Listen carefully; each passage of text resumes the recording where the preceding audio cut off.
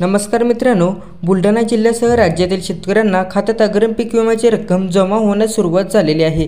यामुळे आपदग्रस्त 50 लाख शेतकऱ्यांना दिलासा मिळणार आहे।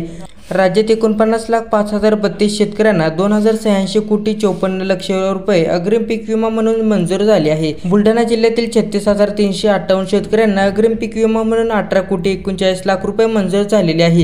ही रक्कम शेतकऱ्यांच्या खात्यात जमा होण्यास सुरुवात झालेली आहे। यापूर्वी शेतकरी नेते रविकांत तुपकर यांनी राज्यव्यापी एल्गार आंदोलन पुकारले होते। बुलढाण्यात एल्गार महामोर्चा अन्नत्याग आंदोलन केल्यावर 28 नोव्हेंबर रोजी रविकांत तुपकर यांच्या नेतृत्वाखाली मंत्रालय ताब्यात घेण्यासाठी शेतकऱ्यांनी मुंबईत धडक दिली होती। दरम्यान 29 नोव्हेंबर रोजी उपमुख्यमंत्री देवेंद्र फडणवीस यांच्या अध्यक्षतेखाली रविकांत तुपकर यांच्या मागण्यांबाबत बैठक झाली।